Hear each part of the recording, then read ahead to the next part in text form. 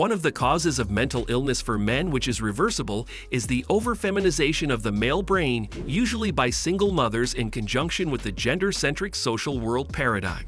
If you fill the male brain with female ideas that center on feelings, that man will eventually go insane because men aren't entitled to the same emotional sympathy that women are.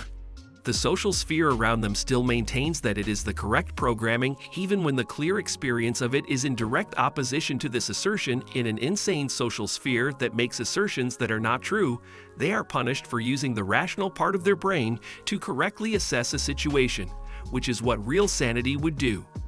According to Carl Jung, the animus responds to the paternal logos just as the anima responds to the material eros.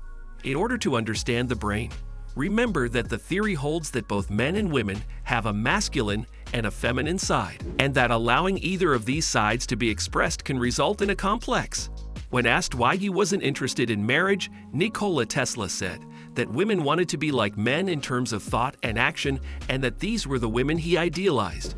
The woman wants to be a poet or an adventurer explorer, which can be seen with women today traveling all over the world, especially to dangerous places like Morocco, and then getting their heads chopped off in caves.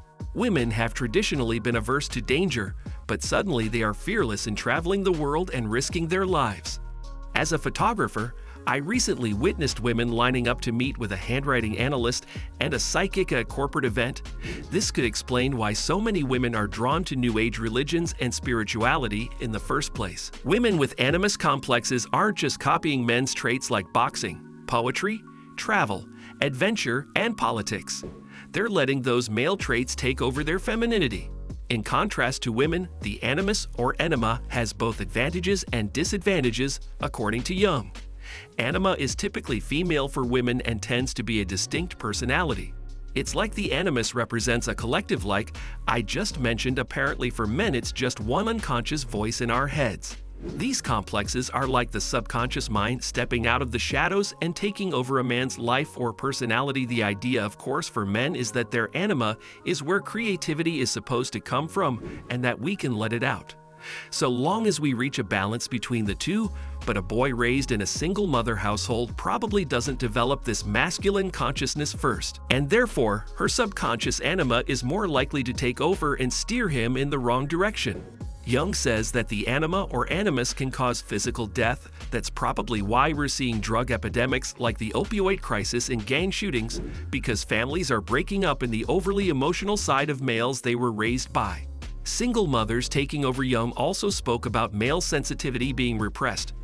When a boy is raised by only a woman, he's encouraged to be more open. This openness means that he doesn't learn how to repress his sensitive feelings all that well. As a result of this, men's inability to regulate our emotions has led to the solidification of men in society. For women's animus, possession is more and more common because the problem, of course, is that in today's society women have no choice but to go and work, so they have no choice but to let their animus out. If they do so, it's hard to put that genie back in the bottle because they're so dependent on it for survival these days. I fear that for most men these days, it doesn't even matter even if we're raised by a two-parent household. If your mother has an animus complex, you're kind of screwed anyway because she's going to most likely take it out on both you and your dad. My mother's generation worked hard to keep the home running, but the generation that followed her stopped balancing work and home and became completely possessed by their animus, which may have been the reason why men built a society where women were forced to stay at home. Briefly, before I wrap up this video, in a video called The Meaning of Life for Men by Turd Flinging Monkey, Jordan Peterson's idea that people should clean up their rooms is a good one, and I think that the combination of authority and responsibility is what made them feel empowered in the first place, rather than responsibility itself. She also made some very good points in his video that Peterson teaches men to take responsibility, but without the authority, it's like Peterson leads men halfway across the river successfully and then lets them drown. They drown metaphorically because they're taught to take responsibility. Without the authority, on the flip side, many women with an animus complex take authority in this world, but only want the authority for success and not necessarily failure. Otherwise, it's usually men that are responsible for that failure. I fear that in a world where women are masculine and men are feminine, and they're all single mothers out there, there's only collapse in our future. Either that or the men that are still masculine will start to segregate themselves from the men that are feminine and the women that are masculine-minded too. Perhaps that's what the divide between the left and the right is really about. The right, it could be filled with people that have a proper handle over their animus or anima, while the people on the left have gone full gender swap in their heads.